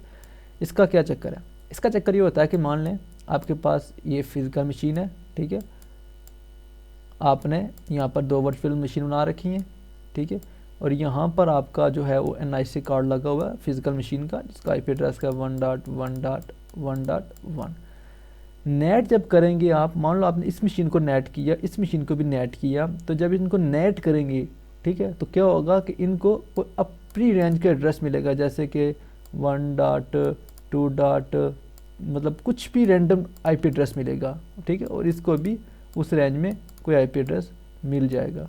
अब होगा क्या, ये जो तो आपस में 2 मशीनें, ये तो आपस में डायरेक्ट कम्युनिकेट करेंगी, ठीक है, नेट के चक्कर में ये दोनों डायरेक्टली कम्युनिकेट कर सकती हैं, ठीक है। लेकिन अगर ये बाहर इंटरनेट पर जाएंगी तो होगा क्या कि ये वाली मशीन 1.2.3.1, मतलब ये मशीन क्या करेगी, पहले तो जाएगी फिजिकल मशीन के एनआईसी के ऊपर, ठीक है, और फिर जब बाहर इंटरनेट पे जाएगी तो इस आईपी एड्रेस के साथ बाहर जाएगी, और फिर जब वापस से सर्वर या इस मशीन के ऊपर आएंगे तो इस आईपी के साथ आएंगे, और इस एनआईसी से फिर ये अपने इस नेट वाले एड्रेस के साथ ये वापस इस वर्चुअल मशीन के ऊपर आ जाएगी, ठीक है। तो नेट का क्या कंसेप्ट है कि ये 2 मशीन आपस में तो डायरेक्ट कम्युनिकेट कर सकती हैं, लेकिन जब बाहर कम्युनिकेशन करेंगी, इंटरनेट पर जाएंगी, तो ये वाला अपना फिजिकल एड्रेस लेकर जाएंगी। ये था हमारे पास नेट। और तीसरा ऑप्शन है हमारे पास होस्ट ओनली, ठीक है, होस्ट वाला। इसमें यह होता है कि मान लें ये आपके पास एक फिजिकल मशीन है, ठीक है, और यहाँ पर आपके पास एक वर्चुअल मशीन है। इस केस में ये होता है कि यहाँ पर आपका एक एनआईसी लगा हुआ है बाहर जाने के लिए, ठीक है, 1.1.1.1 कुछ भी आईपी हो सकता है। होस्ट ओनली में ये हो सकता है कि आप इस मशीन को कोई आईपी देंगे, ठीक है, और ये डायरेक्ट कम्युनिकेट करेगी, मतलब बाहर जाकर, ठीक है। इसको ज़रूरत नहीं है कि आपकी फ़िज़िकल मशीन के ऊपर जो एनआईसी कार्ड लगा हुआ है उधर से आईपी ले या फिर नेट के ज़रिए इस आईपी से बाहर जाए, ठीक है। तो आप इसको कोई भी आईपी देंगे, ये डायरेक्ट कम्युनिकेट करेगी फिज़िकल मशीन से। इस तरह ये जो मशीन है ये भी डायरेक्ट कम्युनिकेट करेगी फिज़िकल मशीन से। इसको भी आप कोई भी आईपी दे सकते हैं, ठीक है, इसका डिफरेंट दे सकते हैं, इसका डिफरेंट दे सकते हैं, लेकिन ये दोनों डायरेक्ट कम्युनिकेट करेंगी। तो ये होता है हमारे पास होस्ट का चक्कर। वापस आते हैं हम। ओके, तो यहाँ पर आपने अब देख लेना है कि आपने ब्रिज रखना है, क्या रखना है, ठीक है। तो मैं इसको ब्रिज कर रहा हूँ, मेरा जो फिज़िकल आईपी है मैं वही चाहता हूँ कि ले लूँ, ठीक है। नेक्स्ट करूँगा, नेक्स्ट करूँगा, नेक्स्ट करूँगा, ठीक है। ओके, तो यहाँ पर ये ऑप्शन आएगा आपके पास डिस्क का, मतलब आपने जो स्टोरेज लेनी है, जो आपने हार्ड डिस्क लोकेट करनी है अपनी वर्चुअल मशीन को, तो वो हम यहाँ से करेंगे। तो यहाँ पर 3 ऑप्शन है, create a new virtual hard disk. इस केस में क्या है, इस केस में यह है कि आप एक नई हार्ड डिस्क बनाएं। आप बनाते हैं ना, जब एक वैसे इंस्टॉल करते हैं उसमें हार्ड डिस्क लगी होती है, ठीक है, तो आप वहाँ पर पार्टीशन वगैरह क्रिएट करते हैं, तो एक हार्ड लगा लेते हैं, ठीक है। तो इसी तरह वर्चुअल मशीन के अंदर भी क्या होता है कि एक हम अलग से हार्ड डिस्क लगा सकते हैं। अच्छा, दूसरा ऑप्शन है हमारे पास use an existing virtual disk. इसमें क्या है कि अगर आपके पास पहले से कोई वर्चुअल डिस्क बनी पड़ी है, ठीक है, आपके पास पहले से कोई वर्चुअल मशीन की कोई हार्ड डिस्क बनी पड़ी है, तो आप उसको यूज़ कर सकते हैं। या फिर आप यूज़ अ फिज़िकल डिस्क, ठीक है, आप वो भी यूज़ कर सकते हैं। मतलब अगर आप वर्चुअल नहीं बनाना चाह रहे, आप फिज़िकल मशीन के ऊपर ही जो है ना वो क्या कर रहे हैं, उसकी जो स्टोरेज है, जो उसकी हार्ड डिस्क है वो एक्सेस कर रहे हैं, तो उस केस में फिर हम फिज़िकल डिस्क का इस्तेमाल करेंगे। ठीक है, तो हम यहाँ पर क्या कर रहे हैं कि वर्चुअल डिस्क बनाएंगे, create a new virtual disc. Okay, हम यहाँ पर क्या करेंगे, इसको साइज़ देंगे कि हमें जो हार्ड डिस्क चाहिए वो कितने GB की चाहिए। तो मान लो मैं कहता हूँ मुझे 50 GB की हार्ड डिस्क चाहिए। ठीक है, अब देखो यहाँ पर ना एक कंसेप्ट है, वो मैं इस मशीन को बनाने के बाद आपको समझाता हूँ, ठीक है, सही से। लेकिन अभी के लिए क्या कि मान लो आपके पास जो है स्पेस है आपकी हार्ड डिस्क के अंदर, मान लो 50 GB है। ठीक है, मान लो आपके पास वो 50 GB की हार्ड डिस्क है टोटल जो लगी हुई है। ठीक है, और आप यहाँ पर हार्ड डिस्क जो बना रहे हैं, जो वर्चुअल डिस्क बना रहे हैं, वो भी बना रहे हैं 50 GB की, तो क्या ये 50 GB पूरी कंज्यूम कर लेगा? It's a question. तो आंसर इज़ नो। ये 50 GB आपने यहाँ पर बना ली, ये यहाँ पर 50 GB अपनी हार्ड डिस्क बना लेगी, लेकिन ये 50 GB 1 GB भी कंज्यूम नहीं करेगी। कब तक? जब तक आप इस पर लोड नहीं डालेंगे, जब तक आप इसको कंज्यूम नहीं करेंगे। ठीक है, तो दिखने में तो ये 50 GB है, ठीक है, यहाँ पर ये 50 GB दिखेगी कि ये तो 50 GB की हार्ड डिस्क है, लेकिन एक्चुअल में ये खाली है। ठीक है, तो ये तब फुल होगी जब आप क्या करेंगे, उसके अंदर चीज़ें इंस्टॉल करेंगे या उस पर लोड डालेंगे। ठीक है, ओके, तो मैं क्या कर लेता हूँ, यहाँ पर इसको 50 GB दे दी। ओके, और यहाँ पर allocate all disc space now, कि क्या आप अभी इसको स्पेस करना चाह रहे हैं? तो नहीं, मैं इसको चेक नहीं कर रहा हूँ। ठीक है, मैं कहता हूँ कि जब जब कैपेसिटी हमें चाहिए हो तब तक वो तब ले ले वो। ओके, उसके बाद हमारे पास स्टोर वर्चुअल डिस्क का सिंगल फाइल। ठीक है, तो हमारे पास जो वर्चुअल डिस्क बनेगी, हार्ड डिस्क बनेगी, क्या हम उसे एक सिंगल फाइल में स्टोर करेंगे? ठीक है, या फिर split virtual disc into multiple file, या मल्टीपल फाइल्स बने। मतलब एक हार्ड डिस्क बना रहे हैं तो उसकी जो फाइल्स बनेगी, क्या वो है कि फाइल्स के अंदर सारी फाइल्स बने या फिर मल्टीपल फाइल्स बने? तो मैं कहता हूँ एक ही फाइल मेरी बने, मल्टीपल्स नहीं बनानी हमें। तो नेक्स्ट करूँगा। ठीक है, ओके, अब यहाँ पर देखो ये पूछ रहा पाथ। ठीक है, ये क्या कह रहा है, पाथ पूछ रहा है कि आपने जो हार्ड डिस्क बनाई है अपनी 50 GB की, उसका नाम ये होगा। ठीक है, और कहाँ पर होगी वो यहाँ से ब्राउज़ करके आप देख सकते हैं, अगर आपको नहीं पता तो। एक्चुअल में तो आपको पता होता है कि आपने वो वर्चुअल मशीन कहाँ पर बनाई है। ठीक है, तो उसका नाम क्या होगा? ठीक है, तो यहाँ पर विंडोज सर्वर 2016.vmdk, इसका क्या मतलब है? VM वर्चुअल मशीन और डिस्क। तो यहाँ पर आप नाम चेंज कर सकते हैं अगर आप करना चाह रहे हैं, तो मैं इसको चेंज नहीं कर रहा हूँ, नेक्स्ट करूँगा। उसके बाद यहाँ पर ये हमारे पास आ जाएगा विज़ार्ड।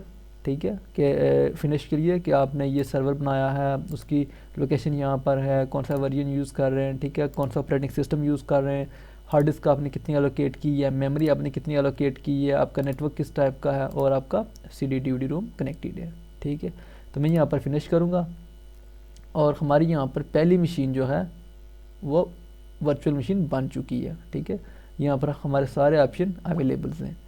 ठीक है, तो अब मैं क्या करता हूँ, यहाँ पर हमारी मशीन तो बन चुकी है, तो मैं अपने नोट्स की तरफ आता हूँ और यहाँ पर हमारी क्रिएटिंग वर्चुअल मशीन हमने जो कहा था बनानी है वो यहाँ पर बन चुकी। ओके, तो जो हमारा अगला स्टेप है अब understanding of VM ware functions. ठीक है, मतलब वर्चुअल मशीन के जो फंक्शंस हैं, जो फंक्शनैलिटीज़ हैं, जो उसके कंपोनेंट्स हैं, उनके बारे में हम ब्रीफ से पढ़ेंगे। तो यहाँ पर हम पढ़ेंगे मेमोरी के बारे में, यानी कि हमारी जो मेमोरी है, रैम है, उसे हम कैसे एलोकेट कर सकते हैं, कैसे इंक्रीज़ डिक्रीज़ कर सकते हैं। ठीक है, उसके बाद प्रोसेसर देखेंगे, इसको हम कैसे चेंज कर सकते हैं। ठीक है, कम ज़्यादा कर सकते हैं। उसके बाद हार्ड डिस्क को हम कैसे मैनेज करेंगे, उसके बाद CD DVD रूम को, उसके बाद फिर नेटवर्क अडाप्टर को, उसके बाद USB कंट्रोलर को, प्रिंटर को और डिस्प्ले को। ठीक है, तो ये सारी की सारी फंक्शनैलिटी स्टेप बाय स्टेप हम करेंगे। ओके, तो मैं मशीन के ऊपर आ जाता हूँ और सबसे पहले हमारी क्या है, मेमोरी। मैं मशीन के ऊपर आ गया, तो यहाँ पर देखो सबसे पहले कौन सा ऑप्शन है, मेमोरी का ऑप्शन है। ठीक है, तो यहाँ पर आप क्लिक करें, आपके पास इसकी सेटिंग ओपन हो जाएगी। ठीक है, अगर आप चाह रहे हैं कि आपकी रैम नहीं ज़्यादा, आपने कम करनी है, ठीक है, तो आप मशीन बनी हुई है तो आप तब भी इसकी जो मेमोरी है वो कम ज़्यादा कर सकते हो। ठीक है, मैंने इसकी घटाकर 1 GB के करीब कर दी। ठीक है, ओके करूँगा तो देख सकते हैं यहाँ पर 1 GB हो गई है। मैं दोबारा से इसको यहाँ से ज़्यादा कर देता हूँ। ठीक है, 4 GB मैंने रख ली। ओके, ये है हमारे पास मेमोरी, हम मतलब रैंडमली इसको चेंज कर सकते हैं। ठीक है, ओके कर दिए। नेक्स्ट ऑप्शन है हमारे पास प्रोसेसर का। प्रोसेसर पे क्लिक किया। ओके, अगर आप चाह रहे हैं कि हमारे पास जो बेस मशीन लगी है, जो फिज़िकल मशीन लगी है, वो पावरफुल मशीन लगी है, तो आप क्या कर सकते हैं, यहाँ से चेंज कर सकते हैं अपने प्रोसेसर को। ठीक है, अपने 2 प्रोसेसर देने मशीन को, 4 देने, 8 देने, 16 देने, आप कितने भी दे सकते हैं। ठीक है, या आप नंबर ऑफ कोर्स पर प्रोसेसर, मतलब एक प्रोसेसर के ऊपर कितने कोर देना चाह रहे हैं वो भी चेंज कर सकते हैं। ठीक है, ओके कर दिया। देखो यहाँ पर 2 प्रोसेसर हो गए। मैं अगेन से इसको 1 कर देता हूँ। ओके, उसके बाद तीसरा ऑप्शन हार्ड डिस्क का। ठीक है, अब इसके ऊपर आ जाते हैं। देखो हमारी फाइल का क्या नाम था जो हमने हार्ड डिस्क बनाई थी, उसका नाम था विंडोज सर्वर 2016 VMDK।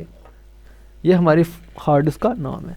और देखो यहाँ पर आप कैपेसिटी चेक करो, जो बात आगे मैं आपको समझा रहा था कि देखो जो मैक्सिमम साइज़ है वो कितनी है, 50 GB की हमने हार्ड डिस्क बनाई है, लेकिन जो सिस्टम के पास जो मेमोरी थी वो कितनी थी, 163 GB। ठीक है, मैंने एक पूरी हार्ड डिस्क जो फिज़िकल मशीन की वो डेडिकेट की हुई है वर्चुअल मशीन्स के लिए, तो वो है 163 GB, और उसमें से 50 GB मैंने दे दिया किसको, इस वाली मशीन को, पहली मशीन को, इस मशीन को। ठीक है, और इसका करंट साइज़ कितना है, 6.3 MB। अब आप देख सकते हैं यहाँ पर कि मैंने इसको साइज़ कितना दिया, 50 GB साइज़ दिया था, लेकिन क्या हुआ कि यहाँ पर इसने सिर्फ 6 MB साइज़ लिया। क्यों, क्योंकि अभी हमने इसके अंदर कोई भी OS इंस्टॉल नहीं करा। ठीक है, तो जो हम लोड डालते जाएंगे तो ये क्या करेगा कि स्पेस लेता जाएगा।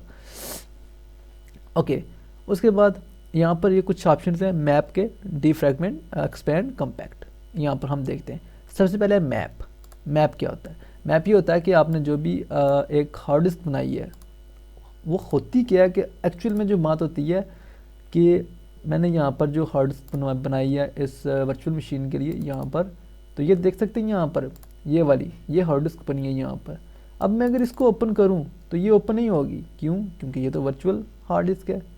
ठीक है, तो इसके लिए एक ऑप्शन है यहाँ पर कि आप इसको मैप करवा लें। ठीक है, मैप के ऑप्शन से ये हम मैप करेंगे कब, जब हम एक OS पूरा इंस्टॉल करेंगे उसके बाद। ठीक है, तो मैप करेंगे तो ये क्या होगा, जैसे हम करते हैं नेटवर्क ड्राइव्स को किसी भी नेटवर्क लोकेशन से हम मैप करवा लेते हैं अपने कंप्यूटर के अंदर। ठीक है, नेटवर्क की किसी ड्राइव को, तो एज इट इज़ की हम इस ड्राइव को मैप करेंगे अपनी फिजिकल मशीन के ऊपर। ओके, उसके बाद है डिफ्रैगमेंट। ये क्या होता है, इससे ये होता है कि मान लीजिए आपने कोई अननेसेसरी सॉफ्टवेयर इंस्टॉल किए हुए थे और फिर बाद में उनको आपने अनइंस्टॉल कर दिया। ठीक है, तो वो जो भी कुछ स्पेस वगैरह होगी ना वहाँ पर खाली पड़ी होगी, या तो वो क्या हो जाएगी, स्पेस खाली हो जाएगी, इक्वल हो जाएगी। ठीक है, इसमें उसके बाद हमारे पास एक्सपेंड। यहाँ से हम क्या कर सकते हैं, अपनी जो हार्ड ड्राइव है हमारे पास, ये जो 50 GB हमने यहाँ पर दी है, इसको ज़्यादा कर सकते हैं। कैसे, देखो मैंने एक्सपेंड के ऊपर क्लिक किया, अभी यहाँ पर ये बता रहा है कि 50 GB आपने हार्ड डिस्क का साइज़ रखा हुआ। मैं यहाँ पर कह रहा हूँ कि मुझे नहीं 50 नहीं 60 GB चाहिए, तो मैं 60 लिख के एक्सपेंड के ऊपर क्लिक करूँगा। ओके, तो यहाँ पर आप देख सकते हैं कि अब ये यहाँ पर 60 GB हो गई है, पहले 50 थी अब 60 GB हो गई है। ठीक है, और उसके बाद यहाँ पर कम्पैक्ट ये होता है कि इसके ऊपर आप क्लिक करेंगे ना, आपके इस हार्ड डिस्क के अंदर मतलब जो भी एक्स्ट्रा स्पेस बची है, मतलब आपने इसकी 60 GB स्टोरेज रखी हुई है और आपका जो OS चल रहा है वो 30 GB के ऊपर चल रहा है, तो जो 30 GB बाकी की पड़ी हुई है वो आप यहाँ से रिलीज़ करवा लेंगे। तो ये 4 ऑप्शन यहाँ पर थे किसके, हार्ड डिस्क के। ओके, मैं इसको ओके करता हूँ। नेक्स्ट ऑप्शन है हमारे पास CD DVD का ऑप्शन।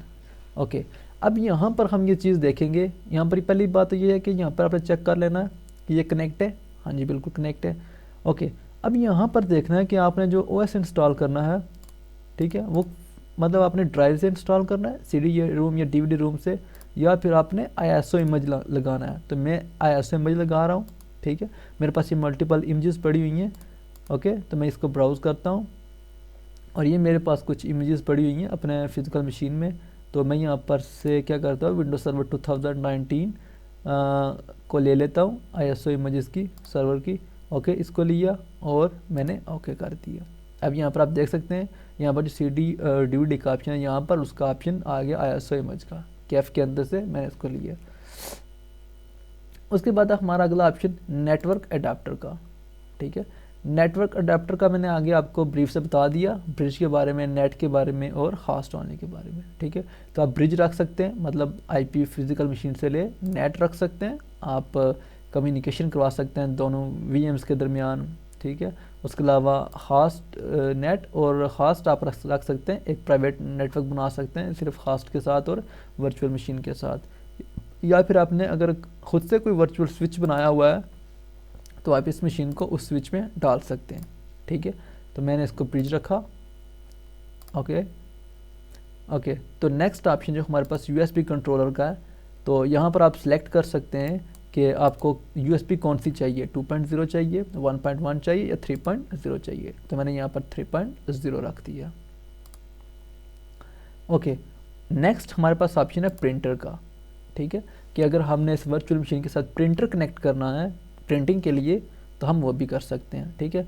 लेकिन यहाँ पर हम कैसे करेंगे, virtual machine must be enabled in preferences, तो इसके लिए हमें ऑप्शन इनेबल करना पड़ेगा। और उस प्रिंटर के ऑप्शन को इनेबल करने के लिए हमें जाना होगा एडिट के अंदर, प्रेफरेंसेस के अंदर, ठीक है। और यहाँ पर आप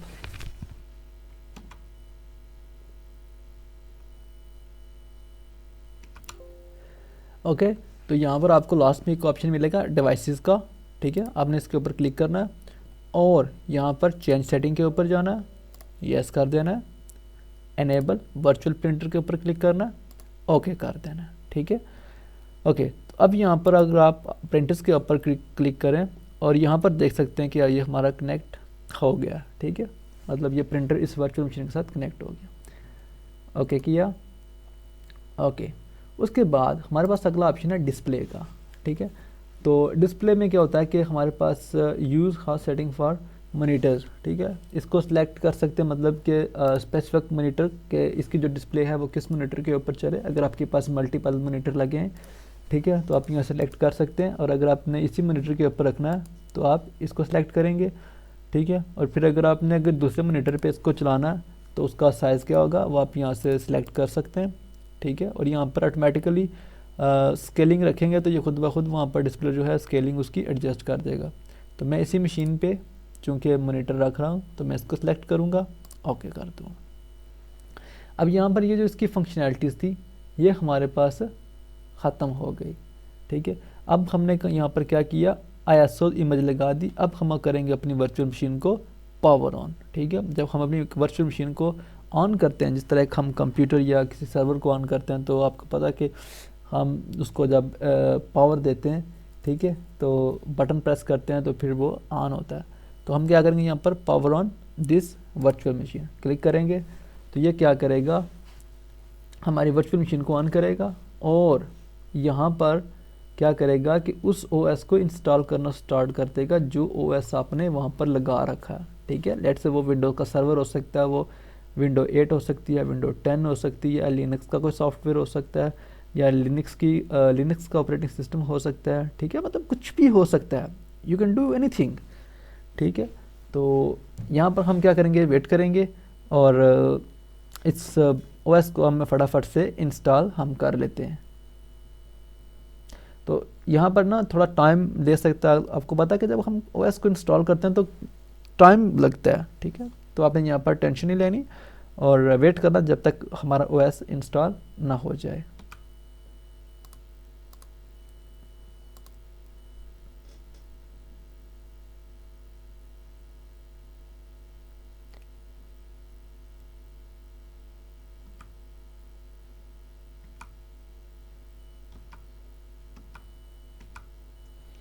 ओके, तो यहाँ पर मेरे पास ये लाइसेंस मांग रहा है, लाइसेंस तो नहीं है मेरे पास। मैं यहाँ पर आई डोंट हैव प्रोडक्ट की पे क्लिक करूँगा। ओके, और यहाँ से मैं अपने जो सर्वर जो सेलेक्ट कर रहा हूँ वो data centre desktop experience select कर रहा हूँ। ओके, तो यहाँ पर मैं ओएस जो ओएस की इंस्टॉलेशन है वो तो नहीं सिखा रहा, मैं एक्चुअल में वर्चुअलाइजेशन सिखा रहा हूँ। तो इसको ज़्यादा आपने ये नहीं लेना कि शायद मैं इसको ब्रीफ नहीं कर रहा। ओके, तो मैं यहाँ पर जो मैंने 60 GB, देखो यहाँ पर मैंने जो स्टोरेज दी थी अपनी वर्चुअल मशीन को, यहाँ पर मेरी हार्ड डिस्क शो हो रही है 60 GB की। ठीक है, तो मैं इसके ऊपर न्यू क्लिक करूँगा और जो मेरी 60 GB की हार्ड डिस्क है वो यहाँ पर क्रिएट हो जाएगी।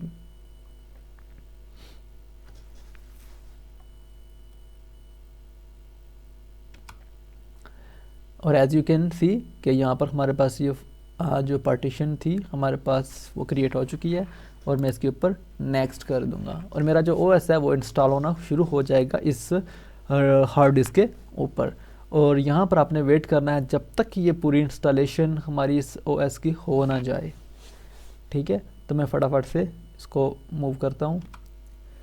हाँ ओके, तो हमारा जो ओएस था वो इंस्टॉल हो गया। यहाँ पर हम वेट करेंगे फिनिशिंग अप होने तक। हाँ ओके, तो हमारा जो ओएस था वो इंस्टॉल हो चुका है। अब जो हमारी जो वर्चुअल मशीन थी वो ऑन हो रही है, तो हम यहाँ पर वेट करेंगे इसके ऑन होने तक। ओके, तो यहाँ पर एक बात आपको बताता चलूँ कि ये जो माउस है, जो कर्सर है, ये अगर आप इस इंटरफेस के अंदर रहते हुए मतलब इसके अंदर क्लिक करेंगे तो आपका गायब हो जाएगा, मतलब इस इंटरफेस के अंदर आपको शो नहीं होगा। ठीक है, लेकिन जो ही आप इस इंटरफेस से बाहर आएंगे तो आपको ये बाहर शो होगा। ठीक है, तो इस केस में आपको इससे बचने के लिए या अपने माउस को शो करने के लिए आपने क्या करना है, सिंपल कंट्रोल और आल्ट को मिलाकर दबाना है। ठीक है, तो आपका जो कर्सर है वो यहाँ पर शो हो जाएगा। ठीक है, ओके, तो इस मशीन के लिए वेट करते हैं फटाफट से ऑन हो जाए। ओके, तो मैं यहाँ पर इसको पासवर्ड दे देता हूँ और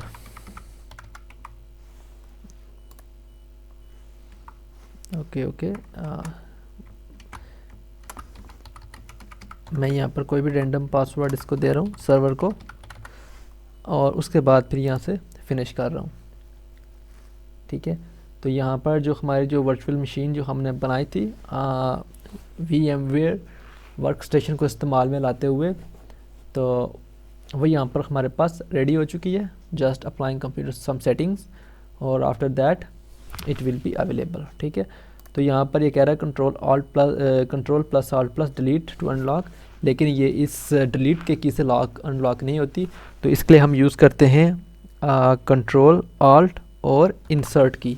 ठीक है, चूँकि हम वर्चुअल इन्वायरमेंट में के अंदर हैं, तो हम यहाँ पर इंसर्ट का ऑप्शन यूज़ करेंगे। मैं यहाँ से पासवर्ड इसको देकर लॉगिन कर लेता हूँ अपने सर्वर के अंदर। तो मेरा मिशन यहाँ पर ये नहीं है कि मैं आपको मतलब सर्वर पढ़ाऊँ। ठीक है, और जो मेरा बेसिक काम है वो यही है कि VMware वर्कस्टेशन को आपको अंडरस्टैंड करवाऊँ। तो यहाँ पर जस्ट मैं एक वर्चुअल मशीन बना रहा हूँ, आपको बना के दिखा रहा हूँ कि इट्स वर्किंग, कि ये कैसे काम करेगी और ये काम कर रही है। ठीक है, कि वर्चुअल मशीन को कैसे बना सकते हैं। आप कोई सा भी OS लगा सकते हैं, लिनक्स का लगा सकते हैं, आप नेटवर्किंग का कोई OS लगा सकते हैं, आप मतलब कुछ भी लगा सकते हैं और आप उसकी वर्चुअलाइजेशन ईज़िली कर सकते हैं।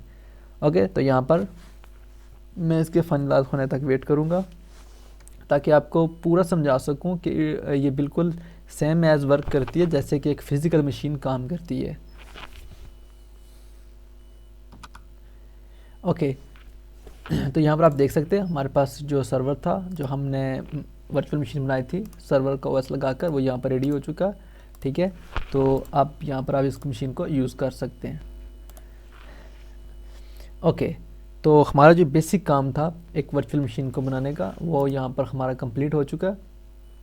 और अब मैं चाहता हूँ कि अब मेरे नोट्स हैं जो मैं उनको ज़रा ओपन करूँ और वहाँ पर चेक करें कि हमने क्या कुछ किया। तो हमने यहाँ पर अंडरस्टैंडिंग ऑफ VM फंक्शंस वो हमने कर ली हैं। जितने भी थे, memory, processor, hard disk, CD, DVD, ROM और network adapter, USB controller, printer, display, ये सारी चीज़ें हमने कर ली हैं। अब हमारे पास नेक्स्ट जो ऑप्शन है वो है हमारे पास वर्चुअल मशीन क्लोन। इसका क्या मतलब है? इसका मतलब भी बड़ा कमाल का मतलब क्या है। मैं इसको ज़रा जाता हूँ अपनी वर्क स्टेशन के अंदर और मैं इस मशीन को यहाँ से क्या कर देता हूँ, शट डाउन। ठीक है, मैं इस मशीन को शट डाउन कर रहा हूँ और ये वाली जो मेरी वर्चुअल मशीन थी ये बंद हो चुकी है। ठीक है, ओके। यहाँ पर अगर आपको पता हो कि प्रोस के अंदर हमने एक पढ़ा था डिप्लॉइंग सर्वर्स टू फास्ट। ठीक है, तो मैंने आपको बताया था कि सर्वर को कैसे हम तेज़ी के साथ डिप्लॉय कर सकते हैं। ठीक है, अब मान लो कि अगर आप एक फ़िज़िकल नेटवर्क के अंदर हैं, एक फ़िज़िकल मशीन्स के अंदर हैं, मतलब जहाँ पर आपकी 10 मशीन्स लगी हुई हैं, तो अगर वहाँ पर आपने किसी दूसरी मशीन के अंदर लाइक से अगर कोई सर्वर इंस्टॉल करना है तो आप क्या करेंगे, फ़िज़िकली जाकर उस मशीन के ऊपर पूरे का पूरा ओएस इंस्टॉल करेंगे। ठीक है, तो यहाँ पर क्या होता है, यहाँ पर हम क्लोन करते हैं। क्लोन का क्या मतलब, ये हमारे पास लाइक से एक वर्चुअल मशीन है, अगर हमें इस जैसी एक और वर्चुअल मशीन चाहिए तो बजाय इसके कि हम इसको इंस्टॉल करें, इसके ओएस को इंस्टॉल करें, हम क्या करेंगे, राइट क्लिक करेंगे मशीन के ऊपर, मैनेज के ऊपर आएंगे और यहाँ पर एक ऑप्शन है क्लोन का, क्लोन के ऑप्शन के ऊपर क्लिक करेंगे, नेक्स्ट करेंगे। ओके, तो यहाँ पर ये ऑप्शन पूछ रहा है दी current state is the virtual machine, मतलब जो अभी इसकी करंट स्टेट क्या है वर्चुअल मशीन की, क्या उसके ऊपर आपने इसकी जो क्लोनिंग है वो करनी है। तो हम कहते हैं हाँ जी बिल्कुल, नेक्स्ट करेंगे। ओके, यहाँ पर ये कह रहा है क्रिएट अ लिंक्ड क्लोन और क्रिएट अ फुल क्लोन। यहाँ पर ये दो चीज़ें, यहाँ एक तो ये है कि हमारे पास लिंक्ड क्लोन, इसका ये मतलब होता है कि आप इसकी क्लोनिंग करेंगे जिस मशीन की, तो वो मशीन क्या होगी, कंट्रोल इसी बेस मशीन से कंट्रोल होगी। ठीक है, मतलब फुली फीचर्स आपको नहीं मिलेंगे। और अगर आप फुल क्लोन करना चाह रहे हैं, मतलब बिल्कुल एक फ्रेश नया सॉफ्टवेयर आपको मिले, ठीक है, बिल्कुल अलग से, तो आप क्या करेंगे, क्रिएट अ फुल क्लोन। तो मैं यहाँ पर फुल क्लोन ले रहा हूँ, नेक्स्ट करूँगा। अच्छा, इसका आप नाम क्या रखेंगे, आप इसका कोई सा भी नाम रख सकते हैं, जैसे मैं कहता हूँ कि विंडोज़ सर्वर 2019 2। ठीक है, या मैं यहाँ पर हाँ क्लोन लिख सकता हूँ। ठीक है, क्लोन, और यहाँ से मैं इसकी लोकेशन दे सकता हूँ कि मुझे ये वर्चुअल मशीन कहाँ पर सेव करनी है। तो मैंने आपको बताया था कि मैंने एक अपनी पूरी हार्ड डिस्क डेडिकेट की हुई है इस वर्चुअलाइजेशन के लिए, और यहाँ पर ये मेरी पहली वर्चुअल मशीन पड़ी हुई है। यहाँ पर मैं एक और फोल्डर बनाऊँगा और इसका नाम मैं रख देता हूँ क्लोन। ठीक है, और मैं इसको ओके कर देता हूँ। अब ये क्लोन के अंदर चली गई है, फिनिश करूँगा और ये क्या करेगी, यहाँ पर फटाफट से, मेरा ज़्यादा टाइम भी नहीं लगेगा, जस्ट 2-3 मिनट लगेंगे और मेरी 2 मिनट के अंदर क्लोनिंग हो जाएगी, मतलब एक अलग से मशीन बन के तैयार हो जाएगी। तो जब तक इसकी क्लोनिंग यहाँ पर कंप्लीट होती हम वेट करेंगे। ओके, तो हमारे पास जो क्लोनिंग थी वर्चुअल मशीन की वो हो गई है और यहाँ पर ये डन हो गया। हम यहाँ इसको क्लोज़ कर देंगे। और अगर आप यहाँ पर देखें तो पहले मेरे पास जो थी वह सिर्फ ये वाली मशीन थी। ठीक है, और अब जब मैंने क्लोन की तो मेरे पास विंडोज सर्वर 2019 क्लोन आ गया। ठीक है, देखो जो सेटिंग्स मैंने वहाँ पर अप्लाई कर रखी थी वो सेम एज इट इज़ यहाँ इस मशीन के ऊपर भी अप्लाइड है। अब मैं सिंपल इस मशीन को ऑन करूँगा जो मैंने क्लोन की है। ओके, मैं इसको ऑन करूँगा तो ये मतलब ऐसा नहीं है कि अलग से मतलब दोबारा से इसके ऊपर ओएस इंस्टॉल होगा, बस ये हो यहाँ पर क्या होगा कि ये पूरी की पूरी वर्चुअल जो मशीन है हमारी वो सीधी ऑन हो जाएगी। मतलब एक डिट्टो कॉपी निकली है हमारी, जो हमने पहले सर्वर इंस्टॉल किया था उसकी डिट्टो कॉपी निकल के यहाँ पर हमारे पास आई है। तो ये होती है हमारे पास क्लोनिंग। इस तरह से हम अपने सर्वर्स को अपने हमने जो भी ओएस इंस्टॉल कर रखे होते हैं उसको फास्टली डिप्लॉय कर सकते हैं। ठीक है, अपने वर्चुअल नेटवर्क के अंदर। तो इस मशीन को भी ऑन करके मैं आपको दिखा देता हूँ कि वाकई ये काम कर रही है। ऐसा नहीं है कि जस्ट आप क्लोन कर सकते हैं और काम नहीं करेगी। ओके, तो हमारे पास ये यहाँ पर आ गई है और यहाँ पर मैं ऑल्ट कंट्रोल और इंसर्ट प्रेस करूँगा और यहाँ पर एक पहली दफ़ा, मतलब जब आप किसी मशीन को क्लोन करते हैं तो पहली दफ़ा आपको उसका पासवर्ड डालना होता है। और मैं पिछली मशीन का पासवर्ड डाल रहा हूँ यहाँ पर। एक दफ़ा आप पासवर्ड डाल के इसको लॉगिन करेंगे और दैट इट, काम ख़त्म। फिर आप इसका पासवर्ड चेंज करें और दोबारा से ये पासवर्ड मांगेगी भी नहीं। ओके, तो यहाँ पर जो मेरी ये सेकंड वाली वर्चुअल मशीन थी जो मैंने क्लोन करी थी वो यहाँ पर ओपन हो चुकी है और हमारा जो सेटअप था यहाँ पर सेकंड वाला वो कंप्लीट हुआ। तो मैं यहाँ पर अपने जो नोट्स थे वो ओपन कर लेता हूँ और यहाँ पर देखता हूँ कि यहाँ पर एक हमारा जो अगला टॉपिक था वो था स्नैपशॉट के ऊपर। ओके, तो स्नैपशॉट क्या होता है? स्नैपशॉट जो मुझे इन वर्चुअलाइजेशन में जो लगी है सबसे ख़ास चीज़ लगी है वो है हमारे पास स्नैपशॉट। अब स्नैपशॉट क्या होता है? स्नैपशॉट हमारे पास ये होता है कि मान लो अगर आपने एक सर्वर के अंदर कॉन्फ़िगरेशन की है, मतलब बहुत सारी सेटिंग्स की हैं, तो आपको एक टाइम ऐसा आता है कि आप मतलब कोई लैब कर रहे हैं, ठीक है, तो आपको मतलब वो मशीन फ्रेश से चाहिए। तो जाहिर सी बात है, अब आपको मशीन फ्रेश चाहिए तो आप क्या करेंगे, आप उसके ऊपर एक नया ओएस इंस्टॉल करेंगे तभी तो जाकर वो फ्रेश मिलेगी, ठीक है। तो वो स्नैपशॉट हमारे पास क्या काम करता है कि ये क्या करता है कि मान लो यहाँ पर ये वाली जो वर्चुअल मशीन है ये अभी बिल्कुल मतलब फ्रेश है, करंट स्टेट में, ठीक है, मतलब बिल्कुल फ्रेश मशीन है। तो मैं क्या करूँगा, इस मशीन के ऊपर करूँगा राइट क्लिक, स्नैपशॉट के ऊपर आऊँगा और यहाँ पर टेक स्नैपशॉट पे क्लिक करूँगा। यहाँ पर मैं नाम दे दूँगा, मान लो मेरे पास एक फ्रेश मशीन है, ठीक है, फ्रेश मशीन या सर्वर कुछ भी आप कह सकते हैं, ठीक है, उसका नाम देंगे और यहाँ पर डिस्क्रिप्शन देते हैं कि आपने ये स्क्रीनशॉट मतलब क्यों लिया, स्क्रीनशॉट कह सकते हैं आप, या स्नैपशॉट आपने क्यों लिया। तो मान लो आपने यहाँ पर फ्रेश पर्पज़ के लिए, ठीक है, ये स्नैपशॉट लिया और उसके बाद क्या करेंगे, टेक स्नैपशॉट, ठीक है, और यहाँ पर क्या होगा कि आपका एक स्नैपशॉट बन जाएगा। और अब मैं बताता हूँ आपको कि स्नैपशॉट एक्चुअल में काम क्या करेगा। अब मान लो कि आपने बहुत सारी सेटिंग की हैं, बहुत सारे प्रोग्राम इंस्टॉल किए हैं, ठीक है, आप कोई लैब कर रहे हैं, तो अब आपको क्या करना है कि आपको एक फ़्रेश मशीन चाहिए, ठीक है। तो आप बजाय इसके कि एक पूरे का पूरा ओएस इंस्टॉल करें, आप क्या करेंगे, सिंपल इस मशीन के ऊपर जाएंगे, ठीक है, राइट क्लिक करके यहाँ पर स्नैपशॉट का ऑप्शन मौजूद है और यहाँ पर जितने आपने स्नैपशॉट बनाए होंगे वो यहाँ पर शो हो जाएंगे, ठीक है। और नहीं तो आप क्या करें, स्नैपशॉट मैनेजर पे क्लिक करें और आपको यहाँ पर भी मिल जाएंगे। देखो यहाँ पर पहला स्नैपशॉट मैंने लिया था तो इसका नाम क्या था कि ये एक फ्रेश है और इसका डिस्क्रिप्शन भी साथ था, ठीक है। तो इसके ऊपर आप फ्रेश के ऊपर क्लिक करके तो इसको क्या करेंगे, गो टू करेंगे, तो ये मशीन क्या होगी, यस करेंगे तो ये हो जाएगी, रीस्टोर हो जाएगी, मतलब अपने जो फ्रेश मूड में चली जाएगी, मतलब जिस स्टेट में हमने इसको सेव किया था, इसका जो स्नैपशॉट लिया था उस स्टेट के अंदर ये जाकर हमारी रिवर्ट हो जाएगी, ठीक है। तो ये एक बड़ा एफिशिएंट तरीका हमारे पास लैब के अंदर, जब हम मतलब कोई लैब कर रहे होते हैं तो उसके अंदर स्नैपशॉट बहुत काम आता है हमारे पास। हम बजाय इसके कि बार बार ओएस को इंस्टॉल करें, हम क्या करेंगे, सिंपल स्नैपशॉट लेके उसको रिस्टोर करवा लेंगे, ठीक है। तो यहाँ पर ये रिस्टोर हो रही है हमारी मशीन। ओके, तो आप देख सकते हैं यहाँ पर ये हमारी मशीन जो है वो रीस्टार्ट हो गई है और ये रीस्टार्ट होके कहाँ पे आ जाएगी हमारी मशीन, जहाँ से हमने स्नैपशॉट लिया था अपनी वर्चुअल मशीन का, ठीक है। तो ये एक बहुत एफिशिएंट तरीका है हमारे पास मशीन को रिस्टोर करने का। ओके, तो मैं यहाँ पर क्या कर रहा हूँ, इसको कैंसिल कर रहा हूँ क्योंकि मुझे कुछ नहीं चाहिए अभी, मैं इसको यहाँ से क्लोज़ कर रहा हूँ।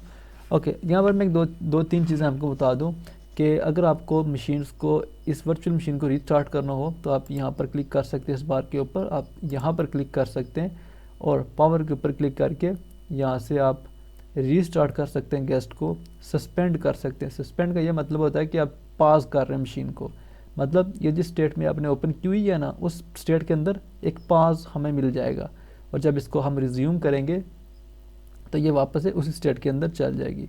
और अगर आप शट डाउन कर देंगे तो पूरी की पूरी मशीन शट डाउन हो जाएगी और अगर रिज्यूम कर देंगे तो वो मशीन ऑन हो जाएगी, ठीक है। तो यहाँ पर ये तीन ऑप्शन हमारे इसके थे, ये हो गए।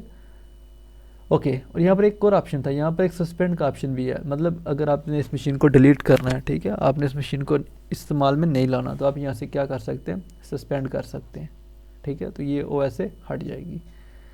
ओके, तो हमारे पास क्लोनिंग का काम भी ख़त्म हुआ। अब हमारे पास जो अगला है वो है टाइम सिंक्रोनाइजेशन का। Time synchronization is a not big concept, but ये क्या होता है कि हमारी जो जितनी भी वर्चुअल मशीन्स होंगी वो क्या करें, अपने टाइम को सिंक करें किससे, बेस मशीन से। जो हमारी बेस मशीन के ऊपर जो करंट टाइम चल रहा हो, मतलब उस टाइम को सिंक कर ले, ठीक है। तो उसको हम कैसे करेंगे वो हम देखते हैं। ओके, तो आपने सिंपल क्लिक करना है एडिट वर्चुअल मशीन सेटिंग के ऊपर, जहाँ पर आपको ये ऑप्शन मिलेगा एडिट वर्चुअल मशीन सेटिंग के ऊपर। आपने इसके ऊपर क्लिक करना है, आपने यहाँ से ऑप्शंस के ऊपर क्लिक करना है, ठीक है। और यहाँ पर नीचे ऑप्शन मिलेगा आपको VMware टूल का, जहाँ पर आपको टाइम सिंक ऑफ लिखा हुआ है। आप इसके ऊपर क्लिक करें और यहाँ से सिंक्रोनाइजेशन ऑन कर दें, ठीक है। ऑन करने के बाद आप क्या करें, ओके कर दें। तो अब क्या होगा कि जितनी वर्चुअल मशीन होगी ना, अब ये इस वर्चुअल मशीन के ऊपर इवन मतलब कोई भी वर्चुअल मशीन ये हो गई, ठीक है। इसके ऊपर करेंगे तो आपको फिर से दोबारा से करना पड़ेगा, ठीक है। इसकी सिंक्रोनाइजेशन ऑफ है, इसकी भी ऑन कर दी। तो होगा क्या कि ये सारी की सारी मशीन्स जब हम ये ऑप्शन ऑन करेंगे तो जो टाइम है ना वो ऑटोमेटिकली सिंक कर लेगी हमारी इस फिज़िकल मशीन के ऊपर से। तो ये था हमारा टाइम का कंसेप्ट। मैं इस मशीन को पावर ऑफ कर रहा हूँ क्योंकि ये मेरा पास मोड में, ओके। तो यहाँ पर हमारा ये कंसेप्ट भी क्लियर हुआ। उसके बाद हमारे पास एक आखिरी स्टेप है, एक आखिरी हमारे पास टॉपिक बचा, वो है ऑटो लॉगिन, ठीक है। ये क्या होता है, अब मान लो मेरे पास ये सर्वर है, ठीक है। अब जब भी मैं सर्वर को ऑन करूँगा तो आपको पता है कि ये मेरे से पासवर्ड मांगेगा, ठीक है। अगर मैं इसको ऑन करता हूँ तो डेफिनेटली ये मुझे पासवर्ड मांगेगा और पासवर्ड मैं एंटर करूँगा तो ये मुझे लॉगिन करेगा। लेकिन लेकिन लेकिन लेकिन मेरे पास एक ऑप्शन मौजूद है, वो है ऑटो लॉगिन। ऑटो लॉगिन से क्या मतलब है कि आप एक दफ़ा ऑटो लॉगिन के अंदर जाके सेटिंग करेंगे, वहाँ पर अपना यूज़र नेम और पासवर्ड डाल देंगे, तो जब भी आप उस मशीन को ऑन करेंगे, जब भी आप मशीन को पावर ऑन करेंगे तो वो आपसे पासवर्ड नहीं मांगेगी, वो ऑटोमेटिक लॉगिन हो जाएगी, ठीक है। तो हम उसको भी करके देखते हैं। तो यहाँ पर ये मशीन ऑन हो जाए तो मैं आपको दिखाता हूँ कि यहाँ पर ये पासवर्ड मांगेगी और फिर हम उसके बाद ऑटो लॉगिन का ऑप्शन यूज़ करेंगे। ओके, तो आप देख सकते हैं जब मैं इसके ऊपर अपना आल्ट कंट्रोल और इंसर्ट की प्रेस करूँगा इसके अंदर रहते हुए, तो ये यहाँ पर मुझसे डेफिनेटली पासवर्ड और यूज़र नेम लगा हुआ है, तो पासवर्ड ये यहाँ पर रिक्वायर कर रही है, ठीक है। तो मैं क्या कर रहा हूँ, इस मशीन को पावर ऑफ कर रहा हूँ, ठीक है। ओके, पावर ऑफ करने के बाद हम यहाँ पर क्या करेंगे, ऑटो लॉगिन ऑन करेंगे। तो सिंपल क्या करना है, एडिट वर्चुअल मशीन सेटिंग के ऊपर क्लिक करना है, अपने ऑप्शंस के ऊपर आपने जाना है। यहाँ पर सेकंड लास्ट आपको मिलेगा ऑटो लॉगिन का ऑप्शन, ठीक है। तो आपको क्या करना है, आपने इसको एनेबल करना है, ठीक है। ओके, तो यहाँ पर ये क्या कह रहा है, auto login setting are not available for this machine to configure auto login, ensure the guest OS is running and that is up to date version of VMware tool is running in the guest. तो यहाँ पर ये क्या कह रहा है कि पहले तो बात यह है कि मशीन ऑन होनी चाहिए और उसके अंदर जो VMware टूल्स है वो इंस्टॉल होना चाहिए। तो मैं क्या करता हूँ, फटाफट से इस टूल को इंस्टॉल कर लेता हूँ। एक्चुअल में टूल होता क्या, VMware टूल क्या होता है, VMware टूल हमारे पास एक ऐसा स्पेशल सॉफ्टवेयर होता है जो क्या करता है कि हमारे बहुत सारे फीचर्स को ना एनहेंस कर देता है। लाइक अगर यहाँ पर हमने एक सर्वर इंस्टॉल किया तो ये क्या होगा कि इसकी जो फुल स्क्रीन है वो फुल स्क्रीन के ऊपर नहीं आएगी, मतलब इसकी जो करंट स्क्रीन होगी, ठीक है, उसकी हार्ट विड्थ कम होगी। तो ये क्या करेगा सॉफ्टवेयर, यानी जो टूल है VMware का, वो उसकी जो स्क्रीन है वो फुल कर देगा। उसके अलावा कीबोर्ड मोर माउस इसको एनहेंस कर देगा, मतलब जो रुक के चलेगा माउस या कीबोर्ड इस तरह, यानी एनहेंस तरीके से नहीं चलेगा। तो क्या होगा कि उस टूल की मदद से ये चीज़ें एफिशिएंट हो जाएंगी, ठीक है। तो हम उसको ज़रा इंस्टॉल कर लेते हैं फटाफट से। ओके, तो हमने कैसे टूल को इंस्टॉल करना है, आपने सिंपल क्या करना है, अब देखो यहाँ पर भी माउस में जो चला रहा हूँ तो ये मतलब बहुत एक्यूरेट तरीके से नहीं चल रहा, रुक के चल रहा है, ठीक है। तो आपने क्या करना है, इस मशीन के ऊपर राइट क्लिक करना है और यहाँ पर ऑप्शन है second last install VMware tool का, आपने इसके ऊपर क्लिक करना है। तो यहाँ पर क्या होगा कि ये टूल आपका यहाँ पर थोड़ा टाइम लेगा और इंस्टॉल हो जाएगा। तो आपने क्या करना है, ये ऑप्शन जब इसके ऊपर आप क्या करेंगे, क्लिक करेंगे तो यहाँ पर देखो डाउनलोडिंग VMware टूल, आपने क्या करना है, माई कंप्यूटर में आ जाना है। माई कंप्यूटर में आने के बाद यहाँ पर आप दिस पीसी में आ जाएं, ठीक है। और यहाँ पर आपको एक ऑप्शन मिलेगा, अभी देखो यहाँ पर सीडी का जो ऑप्शन है ये उस विंडो का ऑप्शन हमें मिल रहा है, ठीक है। तो हमें यहाँ पर वेट करना है जब तक वो हमारा जो टूल है वो इंस्टॉल ना हो जाए। और देखें यहाँ पर वो टूल हमारा इंस्टॉल हो गया और यहाँ पर आ गया VMware टूल, ठीक है। आपने इसके ऊपर डबल क्लिक करना है, ठीक है। और इसका जो सेटअप आएगा हमारे पास सॉफ्टवेयर का, उसको हमने रन करना है। तो मैं यहाँ पर वेट करूँगा स्कैन होने तक, क्योंकि इसकी वजह से क्या होता है कि बहुत ज़्यादा केसेस में इसी की वजह से क्या होता है कि हमारी जो वर्चुअल मशीन होती हैं वो बहुत स्लो होती हैं, ठीक है, मतलब एफिशिएंट तरीके से काम नहीं करती। तो ये हमारे पास एक टूल होता है VMware का, जिसकी मदद से हम चीज़ों को तेज़ और आसान बना देते हैं। तो ये जब तक यहाँ पर इंस्टॉल होता मैं यहाँ पर वेट करूँगा, तब तक मैं इस कंसोल को अपनी को बंद कर देता हूँ सर्वर की।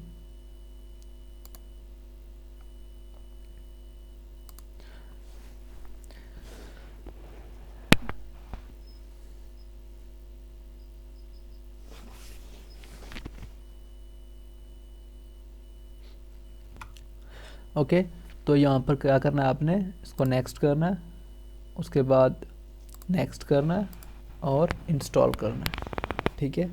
तो यहाँ पर ये आपका 1 से 2 मिनट ले सकता है इंस्टॉल होने में, तो यहाँ पर हमें वेट करना है इसके लिए।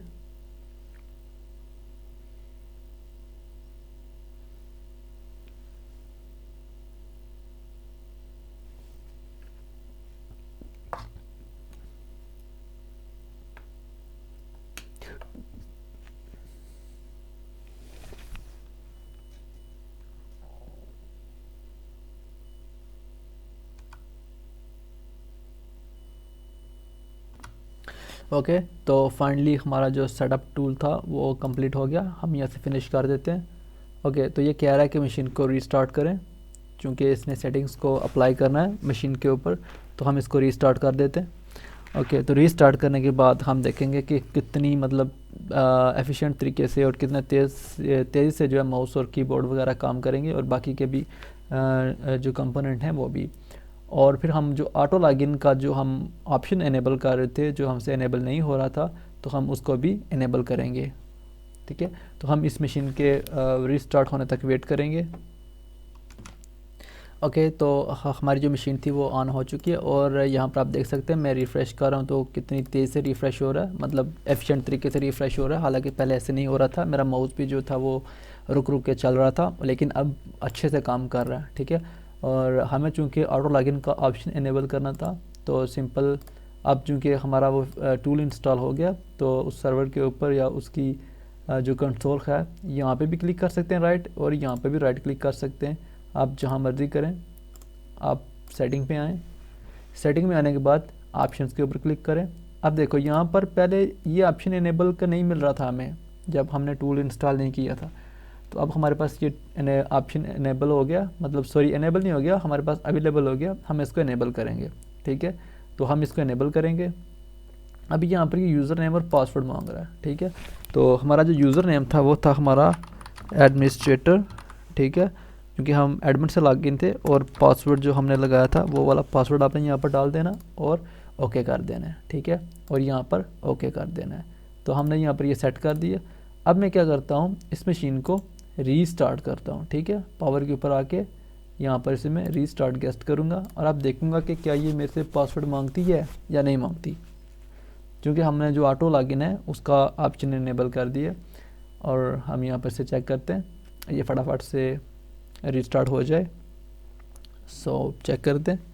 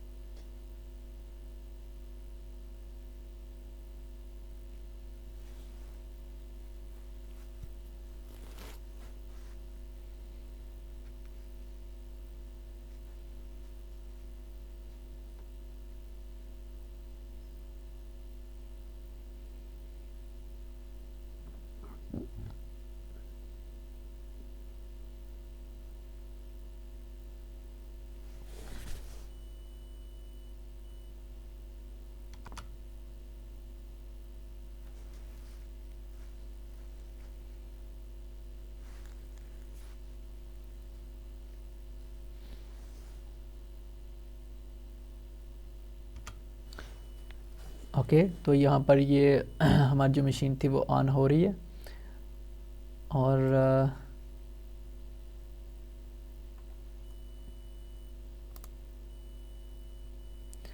ओके, तो यहाँ पर मैं आल्ट ओके, तो यहाँ पर आप देख सकते हैं कि मैंने पासवर्ड नहीं लगाया, हालांकि उसने वो पासवर्ड पहले से वहाँ पर लगा हुआ था।